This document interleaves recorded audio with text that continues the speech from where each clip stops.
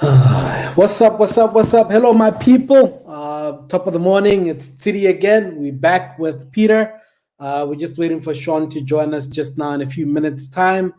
And I asked these guys to come and be part of one of the most difficult questions you will ever get anywhere out there. So if you have questions, I've seen some of the guys sending me questions the last couple of days. Some of them were very difficult, but I promised them that Peter and Shaun will be the best people to answer some of those. But what's also very nice is at least you guys have been in both in-house as well as agency. So a lot of what you guys will be able to speak about will allow the guys to sort of have an understanding of what the world is about.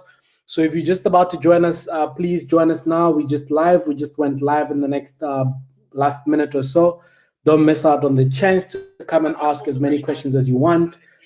Some of you guys, I did ask you guys to say, please bring your questions to the session because, I felt it would be nice for me to answer the questions before, the time comes so that everybody else can benefit from this. And then I will share some of the reasons myself that I think I figured out why most line managers or why recruiters sometimes ghost you. I think it's a very important question to understand. Why is it that recruiters or some people ghost you and they never ever come back? And that for me is one of the most important questions that everybody has ever asked us. So guys, if you have questions, I see we're sitting on 40 now on LinkedIn and a few other guys on YouTube. So thank you very much for joining us. Please don't miss out on the opportunity to actually ask your questions. You can start typing them now. But in the meantime, what I'm going to do before Shaun actually joins us is to, unmute Peter. Because I want to know, I want people to know who Peter is. I mean, you and I come a very, very long way. We've been the same company, maybe 9 years ago, which was actually... Yeah, I think it was about 9 years. Yeah. 9 years, yeah.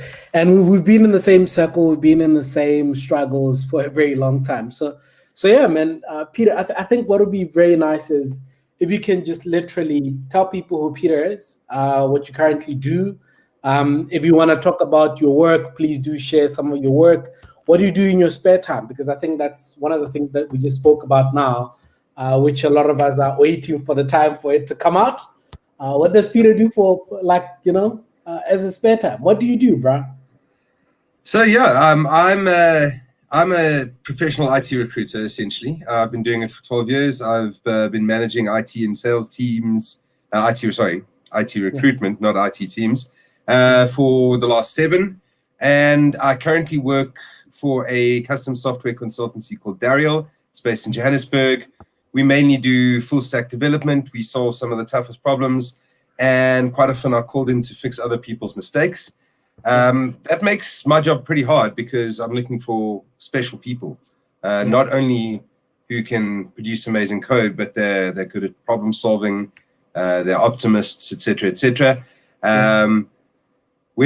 So as you said, we both come from the same company. I cut my teeth on the agency side of things. I think it's important for most recruiters to at least spend a couple of years in agency just to see what it's like on that side before you maybe deal with them on the other side. And in my spare time, I am both a hot pepper, a chili gardener, and an amateur musician. And what Tshidi and I were talking about is the fact that I've pretty much only played chords up until the beginning of lockdown, and I've taught myself how to do all these other things and recorded a little solo album that I'm busy mixing and teaching myself how to do that. So I suppose that's what happens when recruitment is paused at the beginning of lockdown. You move into sales and you start learning new skills. But all back to normal now. I'm really excited to be on this show. I've obviously watched a few of your Top of the Mornings in the past, and I'm just wondering if maybe we've been ghosted by Shaun. No, I see he just tried to join now. It says the device is still trying to connect. I'm sure he's gonna be there. So I can't load him until his device actually connects. It looks like he is almost there. Shaun! What's up, guys? How are you, my man? How are you doing? Good. How you guys doing? Very good, Great man. to Very see you, good. man. Yeah, thanks for Great to joining us. see you guys. Like, I was starting to get worried. Even Peter was like, has Shaun ghosted us like what other recruiters do? No feedback. Sorry, no feedback. If you haven't heard from him in the next 20 minutes, consider our application unsuccessful. Exactly, and I think that's the line a lot of companies use a lot to say, if you haven't had us in the next 10 days, just know that your application was not successful. But yeah, Shaun, I think just to give you a bit of background, we just went through what Peter's been doing, and the fact that hopefully his single will be coming out very soon, which he will share with us. Yeah, man, this man is a musician. He's actually a very good musician. So he does a very good job. So hopefully the album will be coming out very soon, and we'll be able to start playing it on all these Spotify and all these other channels that currently exist. That's awesome, Peter. Well done, hey. Well done. Thanks, man. Yeah, it's been a bit of a labor of love. Good. Yeah, good. So definitely. I think it is. Yeah. You're going to be giving up the corporate gig anytime soon? Absolutely not. Even if I was, selling, I don't know, Parlotones level records or Master KG type records, I think having a full-time job is a good thing to fall back on in South Africa as a musician. Yeah. No, that's very true. That's very true. Shaun, I think just to let the audience know about you, just a bit of your background, if you can just maybe tell us a bit about you, what you're currently up to, what else should people know about Shaun, and we also come a very long way. I think all three of us have been sort of indoctrinated by the same company. I don't know if that's the right word to even use. But yeah, we all came from different backgrounds. But yeah, Shaun, if you can just maybe tell the guys about who you are, what you're all about, and then we'll just jump straight into some of the questions that the guys have got. No, 100%. So are we live now though, Tshidi? Yeah, we live. Yeah, we live. Okay, cool. Yeah, sorry, I forgot to mention that. Lucky I kept the profanity levels down, but just as a quick introduction. I mean, I started my recruitment career actually out of luck. In fact, I was in banking. I was working for Standard Bank at that time in the Forex international trade sort of space. And I went for an interview at a company called Afrizan. And, I went in for a private banker role. And basically, when we chatted and when we engaged, they came back and they said, would I consider being a recruiter? And I was like, what does it entail? It obviously entails selling. It entails customer management. It entails really driving through from a project management perspective. And I thought, I had a background in HR. I did a bit of sales here and there. I love client service. Let me give it a shot, right? Absolutely fell in love with it. I think within my first month, I really, really kicked off. And when people talk about finding your passion means you won't work a day in your life and things like that, that's where I felt, this is it for me. I mean, I really, I couldn't say anything better around it. I mean, the people were supportive. You grew within your career. You pushed to boundaries. I mean, obviously, from an agency perspective, you got the commission as well coming in. So financially, it's quite attractive at the same time. And then basically, I started looking at, what's the other side of the coin? Fair enough, we're putting people in these sort of companies. What are they developing? What are they doing from a growth perspective? And where are they actually landing? And, that's where my interest started peaking. So about 3.5 years, I actually left to one of our clients. At that time, it was Discovery. Peter knows very well. And, they say the rest is history. But, when you land into a corporate, things change, quite quickly. And, you start getting involved in projects around talent retention, talent management, acquisition, employee value propositions, and things like that. But the essence of what you do still remains the same. It's all about human interaction and human behavior and being a brand in terms of attracting people. I mean, we in this game for quite some time. People don't buy into a particular sort of company. They buy into you as a person first. And that's it, That's a foundation from a trust perspective. And then I moved into banking. So I moved into Standard Bank, worked with them for quite some time, but I held banking portfolios throughout my entire career. And then I moved into Citibank as well, where that was another gig into Africa. And then currently where I am, it's a complete different scope of work. I'm in oil and gas. So, I love what I do. I just got bored of the industry at the end of the day. And then, I jumped into oil and gas. I jumped into Puma. Very, very different environment, fast-paced, aggressive, complex, ambiguous, and things like that. Are you hiring at the moment? We are. Yeah. Shaun is hiring. Peter is hiring. Peter, you're hiring, right? Yeah, we are.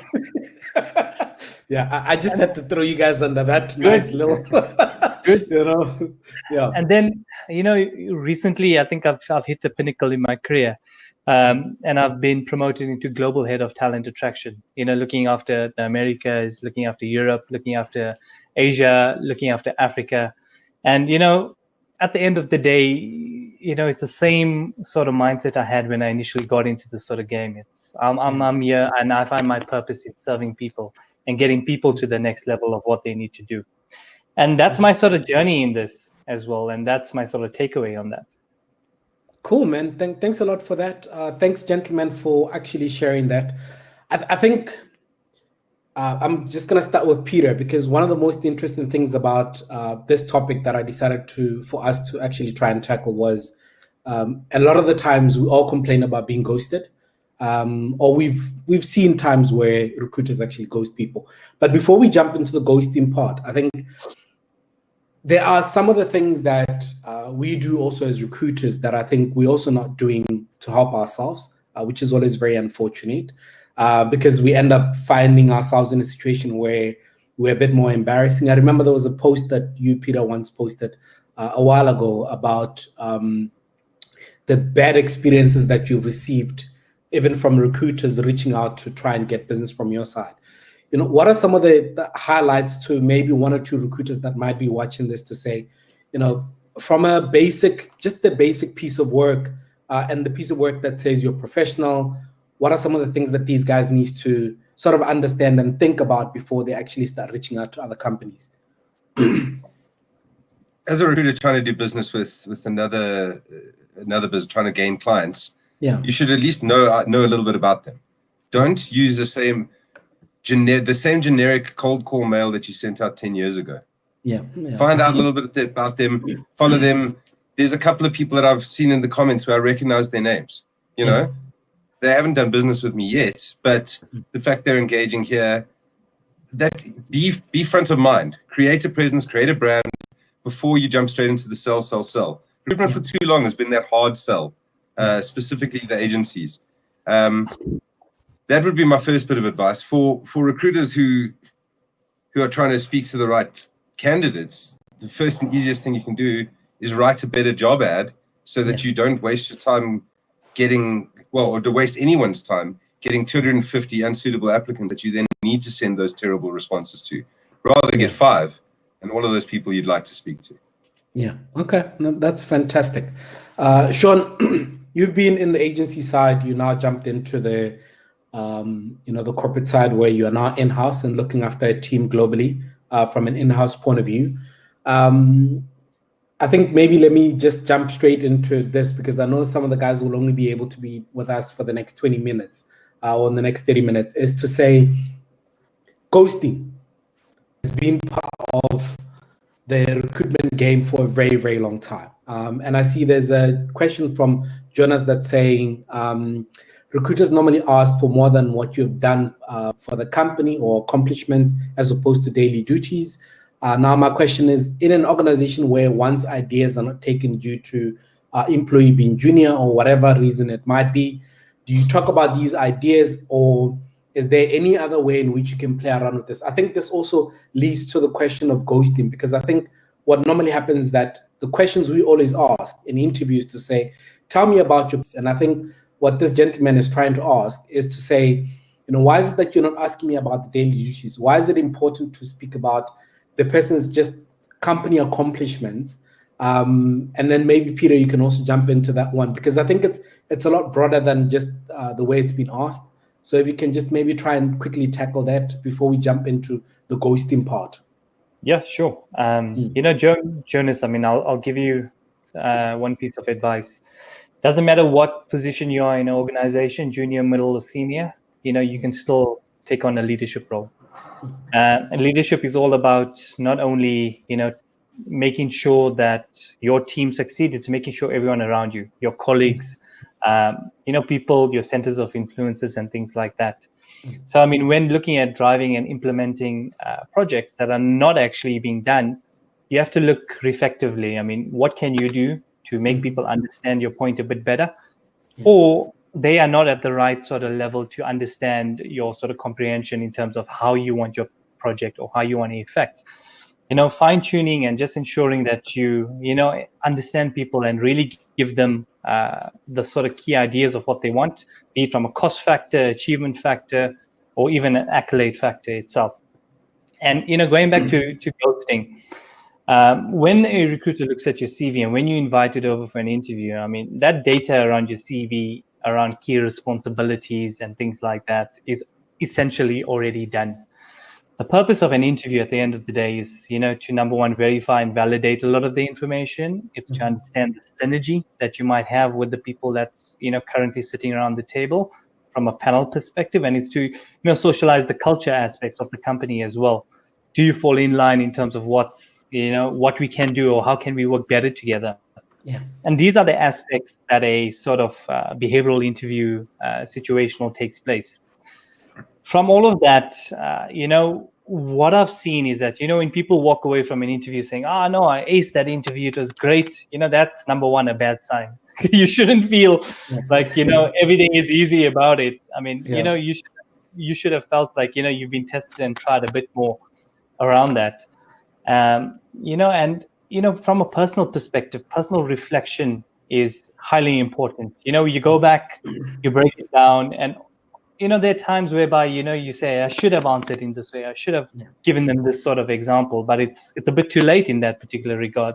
Because remember, guys, you're going up against individuals with very similar experience, similar sort of background, or individuals a bit more senior as well.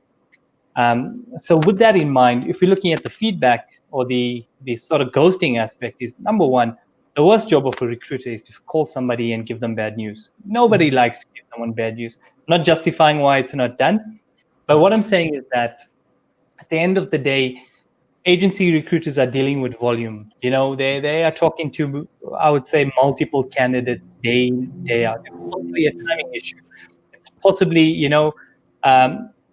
an individual, cursing them constantly. And, it could be a mix of that. But yes, you do deserve feedback. What I say is that anybody who comes in for an interview or meets you face to face deserves a level of feedback. So that feedback will be constructed, and you can sort of look at it in a way of me not culturally fitting into that organization, me not having the right sort of drive, ambition, or hunger or energy levels that sort of company needs. And basically, you can reflect upon that from your end. Because your recruiter, at the end of the day, I mean, a lot of the feedback I give that's negative is more focused around here's the sort of development aspect to what I think you should concentrate on and focus on from a movement perspective. But ideally, it's not what somebody wants to do in terms of giving you negative feedback. It's probably that they're not getting to it as efficiently and optimally, because probably their daily workload is quite hectic. And it's not an excuse. South Africa has over 30% unemployment rate. You can imagine the sheer volume of calls, messages, emails that recruiters are being inundated with as well. Okay. Now, Peter, So Peter, I'm gonna jump back into you again now about this ghosting thing, because like Shaun touched on, there's some of the reasons why it sometimes doesn't happen. Why do recruiters really ghost people? I mean, it's a problem that's been there for a very long time. Whether it's the fault of recruiters or it's the fault of other people, but why do we ghost candidates? Why is it that we can take you through a process for a period of time and then we just disappear? And this poor child sends emails. It's like there is nothing, no response, no call back. WhatsApps are arriving, but nobody's responding. Why do recruiters do that? So before I answer the question, I just want to say two things. Yeah. One is that recruiters get ghosted by candidates a whole bunch more than candidates get ghosted by recruiters. But also, to Shaun's point, there is no excuse. People deserve feedback. This is a serious thing. They're putting their whole life, they're giving you all of their information. The least you can do is get back to them. Why recruiters ghost people? The main reason is, as Shaun probably alluded to, is that they don't want to give bad feedback. Yeah. Quite often, it's a horrible thing to do. And you know, sometimes you get it really wrong as a recruiter. And you had a great interview with a person. You know, I deal with developers. I'm not technical. So I can kind of understand when someone's talking nonsense, but someone can also talk technical rings around me in my first two interviews. So when they get to the technical interview, you know, you sometimes have to eat humble pie. And the guys are like, what were you thinking when you sent us this person? You know, he can't code his way out of a paper bag. And so I'm not going to then phone that person and say, listen, you can't code your way out of a paper bag. It's not going to make them feel good about themselves. It's not going to make them feel good about my company, about the interview, about anything like that. So you have to remember that you're juggling a lot of balls. You're juggling first and foremost the candidate's dignity. Second, what your company needs and the time in which they need it. And then there's the fact that you need to transform any feedback you get into something that is suitable for the right audience.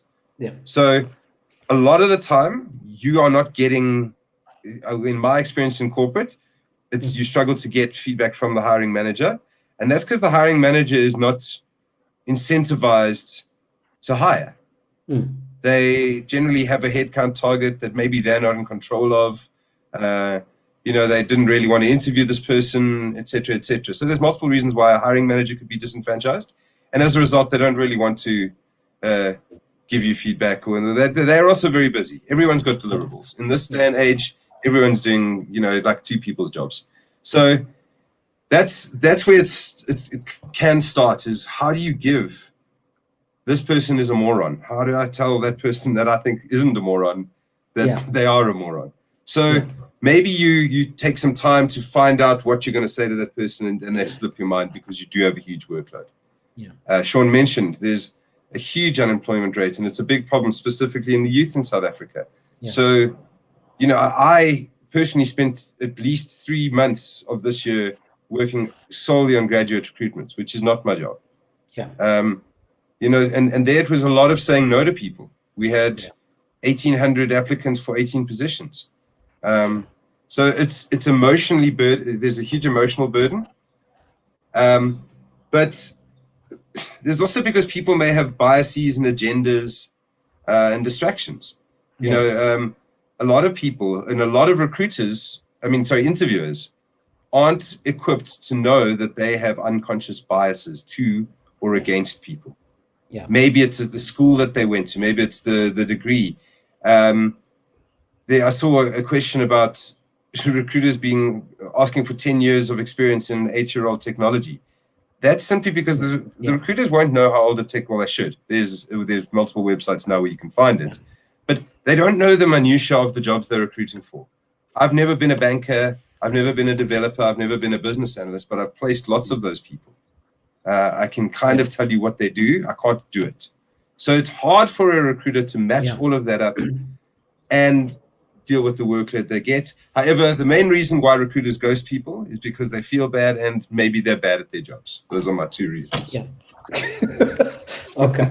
Now, I think that's one of the things that you guys have both touched on is the fact that obviously ghosting somebody is unacceptable and we shouldn't do it.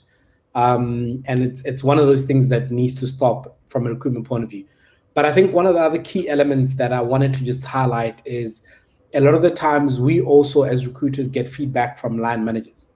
And I was chatting to somebody earlier today where we said the saddest thing about the feedback from line managers is that sometimes what happens is line manager after the interview says to you, nope, not the right person. And you're like, okay, well, I need to go give this person feedback. What does not the right person mean? It's like, no, I just didn't feel that they can do this job. Now, unfortunately, feedback like that means you as a recruiter needs to now go figure out what unsaid information this person needed from the candidate. And what's also very sad about that is that you now have to go find a way to lie. And because you can't say to a candidate, listen, line manager says they don't feel you. You know, like what does it, like if I'm a candidate and you say to me, line manager said they don't feel me, like what does that mean? You know, like where do I improve? And I think that's where the problem comes in, is that a lot of the times you'll find that a lot of what we do depends on an extra person to actually sometimes finalize that. We build strong relationships with candidates and that we believe are the best candidates for the job. And then, like you said, it goes to the technical and they say they can't code their way out of a paper box. And then you now have to think about, gee, man, I have to go give this feedback to this candidate and say to them, listen, apparently you can't code your way out of your paper box. That's a very difficult job to actually do as a recruiter, to give the people feedback. But I think it's also very important that we all understand that it needs to be done whether we like it or not. And yes, there's a lot of work that does come by and where we actually tend to struggle with some of those things. I think I saw a question that came from Umpile earlier about at what stage do you give up? Or is it taboo to, the one that said, so let's say that scenario of where we've ghosted you. Is it taboo for the person to actually follow up feedback with the recruiter? I don't think so. Yeah. In fact, I thought I was ghosted by candidates since August last year. Yeah. And a couple of weeks ago, she messaged and said, "Hey, are we still on?" And I thought, whoa, maybe she thought that So there was this big miscommunication. We both ghosted each other. But she followed up a few months, like more than a few months later, like over a year later. And I said, "Yeah, cool. What are you up to? Let's keep going." Most recruiters will be happy to do that. Yeah. So I don't think it's taboo to follow up. I also think that it's a little bit of a cop-out to say if you haven't heard back from us in so many days, consider yourself unsuccessful, but it depends on the volume that you're dealing with. Yeah, okay.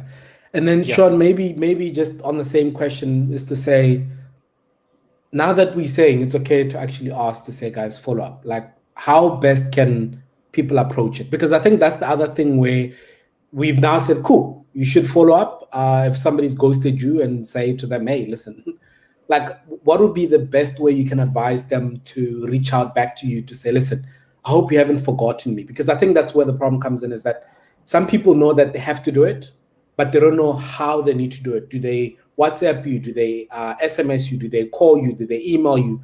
Like, how would you advise the guys listening to say, this is how you then, reach out for more feedback from your recruiter? No, perfect. I mean, Tshidi, what I would do is, you find that person on LinkedIn, you find out who their boss is, and you send them an email. No, I'm joking. Don't do that. But, don't do that. To go back to your point around, recruiters having to lie about it. It happens. Not good practice. Hiring managers giving one-word answers about feedback. Not good practice at all. Companies like that really need to break up their recruitment process and, really fine tune it. As Peter said, there's a lot of unconscious bias. Hiring managers don't know how to interview, at the end of the day as well. So, there's all that issues, but how you should go about it is that if your recruiter has given you contact details, whatever's on the email address, use whatever it is available on that. I think WhatsApp gets a bit more personal across the lines unless it has been initiated and agreed upon upfront. But I mean, definitely, I mean, emails are one of the best things. I mean, telephone calls, now it's tough with people working at home, might not have access to landlines. It's all about that. But as Peter has highlighted, it's about how you present that particular data in terms of feedback. If you generalist about, how you're going to ask around the feedback. I mean, if you, reach out and say, I know I'm unsuccessful, please help me understand what went wrong from a process perspective, in your own opinion. The recruiter will then share their opinion instead of the company or the hiring manager's opinion as well. So it becomes a bit more personable at the end of the day. I always say that, a candidate and a recruiter relationship is somewhat similar to marriage. When you choose a recruiter and a recruiter chooses you, there needs to be a level of investment, a level of understanding of communication as well as dedication.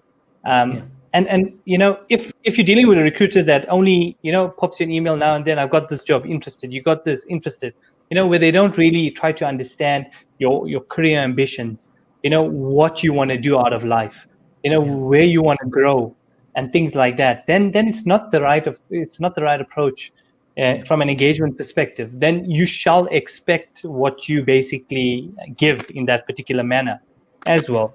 But if it's a more comprehensive, sustainable relationship, because there are great recruiters out there that have lifelong candidates as well, and that's where you want to achieve. It's not about I would say quantity; it's about quality at the end of the day. Yeah. Okay. Absolutely. Thank you so much, Shaun, for that. I think that's actually very, very fundamental, and that's very good that we at least always remember that from a role that we need to play, is that yes, it is almost like marriage, that your partnership with that person sometimes follows you through different. I've had people that have followed me to companies that I've worked for in over the years that I've actually worked, which is actually quite nice. There was a question that came up also from Mpile. I'm just going through some of the questions so that at least we answer as many as we can, where she's asking, at what stage does one give up on the corporate world? And I think that's it's based on somebody that comes from an education background, saying, I want to get back into corporate. At what stage do they give up on that? Because I think a lot of the times when it comes to breaking away from your current space to a new space, that's when you get ghosted the most as a candidate. I think they tend to just think you don't have the skills that I'm looking for, or you don't have the industry that I'm looking for, and then they ghost you. So at what stage does this person decide to just give up on a corporate job, for example, to come and join one of you guys? Shaun? I think maybe Shaun, Peter, you can just quickly. I'll take a crack at it. When dealing with the industry. Yeah. Oh. Can you guys hear me? Yes. Yeah, now we can Hello? hear you. Now we can hear you. Yeah. Okay, cool. Yeah. Cool. So when you move industries, I mean, when you use a resume, your resume needs to be different. You need to understand the competencies of the job you're actually applying for. What you need to then do is translate it into the current skill you have and what you've applied in your life. And you have to highlight that out, initially at the top, where you are, what you're doing, and how it actually makes sound based to you at the end of the day. It sounds mundane, it sounds, laborious at the end of the day. But remember, these guys are viewing, or recruiters are viewing thousands of CVs. And if you're not matching keywords, sector-wise, and things like that, they're probably going to bypass your CV completely. Yeah. But then if Mpile mentioned, if they're ghosting you after an interview, that's a separate sort of conversation on its own itself. And that requires a different set of interactions with them. Yeah. Okay. And then Peter, there's one. This one I think is just pure laziness, but I'm gonna give it to you anyway.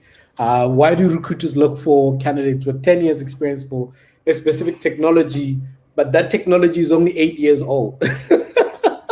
Okay. So it's definitely, in most cases, not the recruiter's fault. I'm about to drop a link to a website, if I can, somewhere, that says how old is particular technology. So, for example, AWS is 16 years old, which is older than I thought. Yeah. So it is laziness. It's a huge red flag. So if you're dealing with an agency recruiter that is putting that kind of nonsense in, run for miles. If it's an internal recruiter, then probably give Shaun a heads up so you can go and shake up their internal recruitment process as well. That's actually it's a trick question. They're just trying to see how smart you are as a candidate.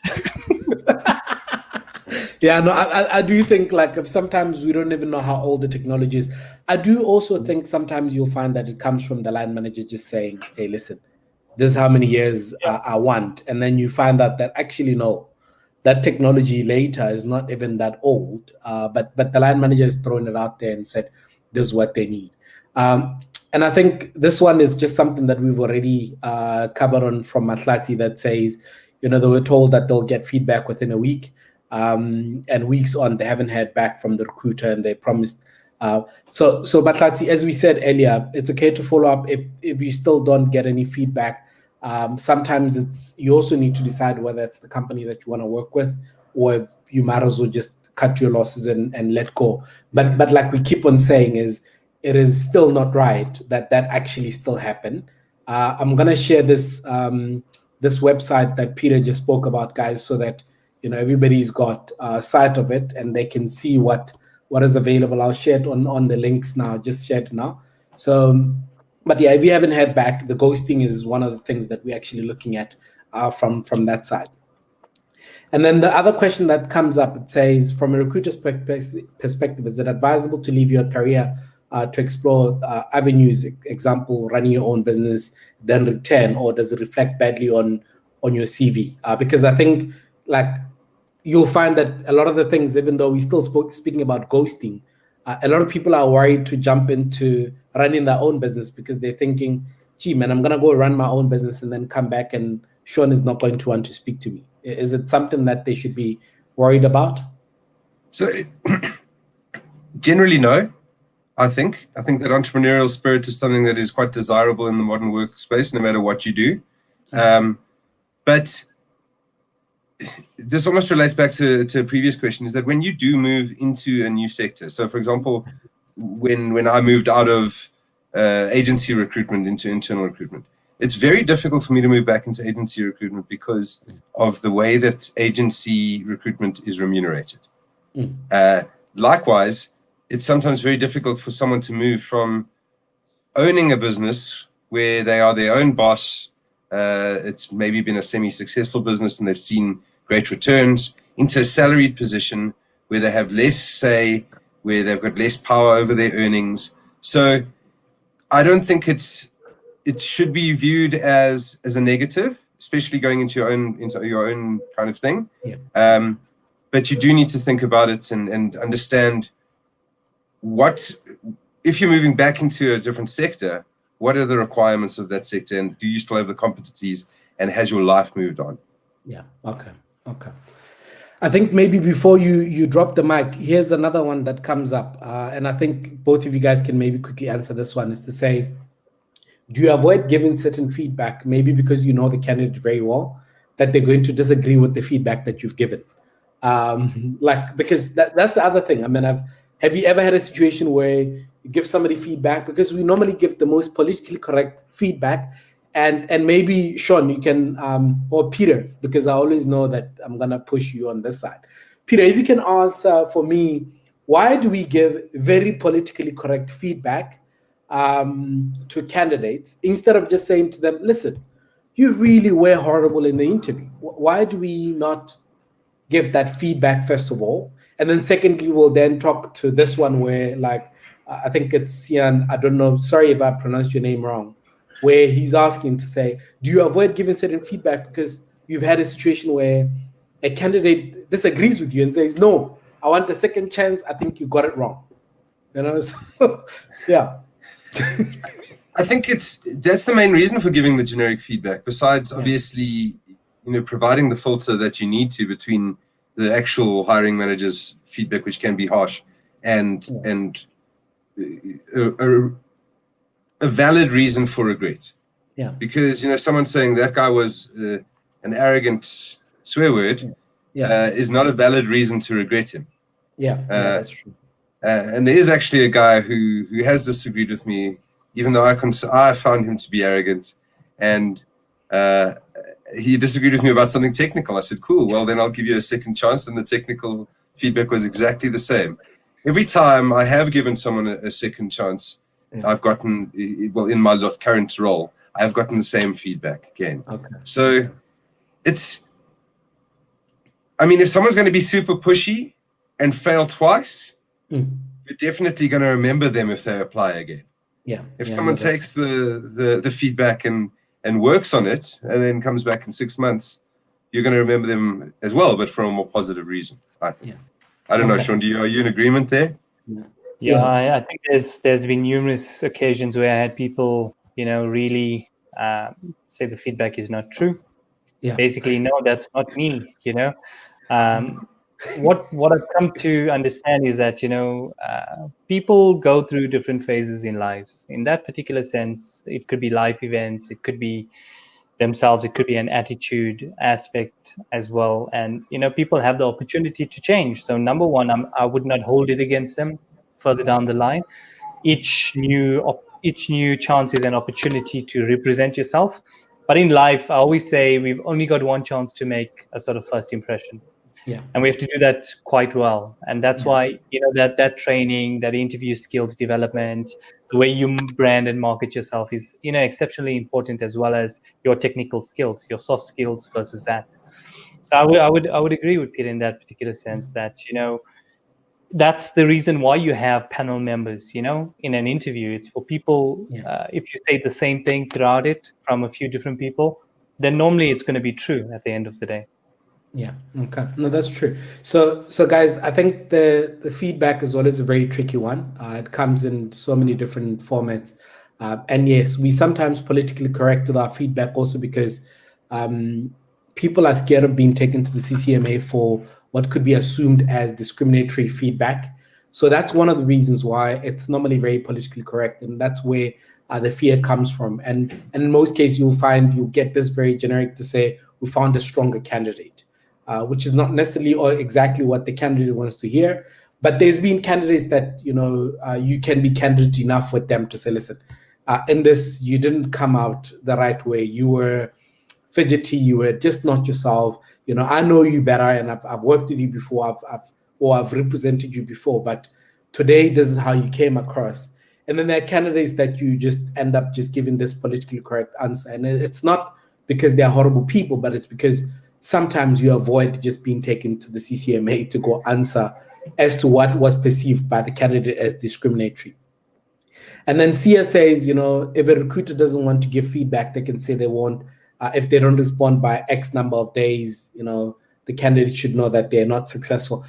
Sia, I think we mentioned it up front at the beginning to say it's actually a very lazy way of doing things, to be honest. And I don't think we should do that.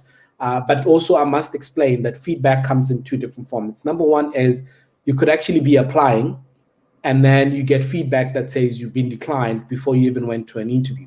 I think the one that we're trying to speak a lot more about is the one where we've met you, we've had a relationship with you, we've had interviews with you, and then we just disappear and we ghost you. And I think that's where the biggest fear comes from, to say, why do people ghost a lot of people? And I think that's actually quite nice to hear from you guys, to say, listen, there's other elements that play a role in the feedback that we give. It's not just a straightforward, listen, this is what we're going to say, and then we run away from that. I'm just going to try and look at any other questions that we've got, where Benjamin Gillis says, I like the substance of this conversation. My question is, what should one do with their CVs to get the foot in the door and be called for that interview? Because I think that's where the other question came from, to say, we don't get feedback when we apply. What should one do from a CV point of view, especially from what you guys have seen? I think roughly between the two of you, you've probably seen more than 100,000 CVs in your careers combined. So, and what has been the standout for the CVs that you've seen that have said to you, I want to meet this guy? Because I think people want to know if it's a science. I think Shaun nailed it. It's not a science. It's an art, and you have to create a new CV for every audience, every different audience that you are trying to approach. So if it's someone that is in your industry, maybe you can revamp the CV that you used to have. If you're trying to break into a new industry, Shaun put it very succinctly and absolutely brilliantly. You need to highlight the quantifiable achievements that are translatable across those industries. If you can quantify what you've done, that's the best way to get a foot in the door on any CV. Okay. I think there's one question that I just want to try and address. This one, I've seen it come out a few times, where it says from Togoso Dlamini, that says, should I consider my application unsuccessful if I see the job deadline extended? Like, Shaun, maybe like you do in that space as well. Like, if I apply and then I don't hear anything, and then I see the job ad coming up again, but now the deadline has been extended, should I consider myself unsuccessful in that instance? I don't think so. We work with very smart systems, systems that repost jobs where we haven't actually filled a candidate in it as well. So it could be a system actually reposting the role because it hasn't had the instruction to actually have somebody move into the role or move into an offer of a role. So the best, sort of, I can say end result that you could come to is by chatting directly with the recruiter as well. Normally, I don't know if it still exists, but, in good practice days, in the old days, hiring managers used to give cards, used to say, hey, listen, you can contact me if you need me.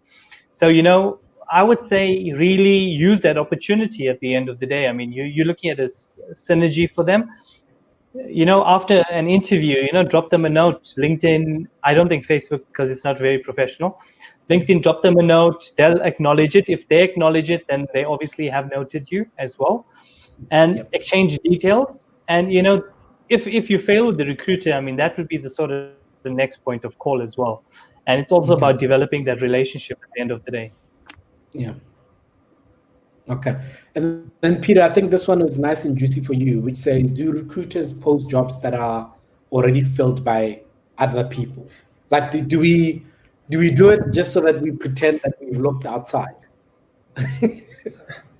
I've never known a recruiter to do this. I think creating meaningless work for yourself is stupid. If it does happen, then that person is stupid. But sometimes sometimes you do need to advertise, even though you have internal candidates. I can't think why I would fail to promote the internal candidate before I went to that effort. But that would be the only time that I could ever think that happening, apart from someone really just wanting to make themselves look busy. Yeah, which is very unfortunate. So no, yeah. Yes, to add on that as well, I would definitely say that people will not create more work for themselves from posting roles that's not going to yield the correct result, and then going through and actually interviewing people as well. As I said, one job yields about 1,000 applicants. You're not going to do that to yourself. At the end of the day, if you receive the feedback that we've appointed an internal candidate for the role as well, it could be possibly is that the skill that they find out there is similar to the skill that they have internally. And the right sort of thing at the end of the day for any company is to really focus on their internal people first and foremost, and give them an opportunity to actually develop. So what possibly would have happened is that the hiring team would have gone back and reviewed the internal applicant in that particular light as well, and then move through the process and saying, what, you are possibly the best suitable potential candidate for me, and I'll take my chance on you at this particular stage. Okay, fantastic. I think I'm just gonna just throw one last curveball question at you, both of you guys. This one keeps on coming up over and over again. I think maybe your feedback. I've given it up. What I thought why we do this, but since we're still talking about ghosting, why do we do that? Why do we ask people what they're currently earning as part of the recruitment process? This is a whole other topic. Benjamin, sir, I take back my advice. Benjamin, I'd like to see you walk into a shop and buy something and not look at the price. Oh man! But to be fully honest, it's not a legal requirement. I've had times where candidates say, "Listen, I'm not going to tell you what I earn. I want you to offer me what's going to be best." Yeah. What it comes down to at the end of the day is, being realistic. Number one, we don't want to waste each other's time. So what we've done is we've asked expectations up front. Normally why we go into this level of detail around your package is because a lot of people don't understand how far their package actually stretches in terms of additional benefits to the corporate, possibly, other alternative non-financial benefit that's aligned to it as well. And we just want to ensure that, at the end of the day, holistically, we can be as attractive and marketable as possible to ensure that you are financially well placed in your role. We do a lot of benchmarking exercises as well. So we review talent externally and internally. So there are times where candidates are way too expensive for us. And, we would want to back out of that equation if you are looking at a financial uptake on your salary for a new role. And those are some of the contributing factors of, why we ideally ask that. But what is your ideal package is definitely a good route to go down to. I mean, Shaun, I couldn't have put it better, but remember the answer to what is your ideal package is as much as possible for everyone. So I think your analogy of looking at the price is very good. Also, bear in mind that the salary bill is probably the single largest expense that any company has. And if a company was imprudent and took their eyes off that, next thing you know, you are not making a profit and you have to close the business. So it's all of the reasons that Shaun said. Primarily, I think also not pricing yourself out of the market, and then also the fact that companies do need to keep an eye on their bottom line. Yeah, no, that's very true. Cool. I think that's about it, gentlemen, from the ghosting question. Your last words on where people can find you. I think I'm just going to try and share about my screen. There was one last question that says, is it advisable to reach out for feedback? Yeah, I think Juliet, we've sort of covered that one. Any last things that you guys would like to share with the rest of the individuals that have actually shared some of these things? I'm just gonna share a bit of that's your profiles. That's Peter. So for anybody that has been looking at us and wondering where we can find them, please look for that man, the guy with the very well looked after beard. So yeah, that's where you can mainly find me. Yes. I on other social media platforms, I don't post nearly as interesting stuff. It's mainly moaning about poor service. Posting anyway. I got my meme game is strong though. I'm just kidding. So yeah, LinkedIn is probably the best place. But these two gentlemen on this call, I know you probably all follow Tshidi already. But Shaun is an absolute thought leader. He's an empathetic human being that I greatly respect, and I think everyone should follow him if you're not doing that already. Yeah, definitely. I fully agree. Shaun, any other thing that we might not know about? Where can people find you? This is Shaun's profile, guys, so that if you're looking for him, that's where you can find him. So definitely LinkedIn. I mean, to be honest, I mean, I speak upon, and I'm sure you guys have the same issue. I mean, we receive hundreds and hundreds of messages each and every day. Yeah. And, ultimately it's the same thing. Please review my profile. Please see what you have. Guys, it's all about how you make that first impression and, the value of it at the end of the day. I try to respond to everybody, but I don't get to it. But in closing, what I would like to say is that you don't need anybody to give you feedback. You've got a camera, you can sit down, record yourself in a mock interview, have your colleagues review it, people you trust, let them be as critical as possible. They'll give you honest truth. Yeah. At the end of the day, it doesn't really matter in terms of what people are saying. What matters is how you are going to react and how you're going to build on that to ensure that when you put your foot ahead, it's going to be your best step taken. And definitely give these guys a follow. It's been great, and I highly appreciate and respect these two in the industry itself. And very grateful for this opportunity, Tshidi. Thank you so much, gentlemen. This has been fantastic. I really appreciate having you guys on the side. I'm going to end the call on this side, but we can stay for 2 minutes or so at least on the other side. Thank you so much. Guys, please don't forget to subscribe because this video is going directly onto YouTube. Don't forget to subscribe so that you have sight of everything that these gentlemen have actually shared. Thank you so much and have an awesome day. Cheers.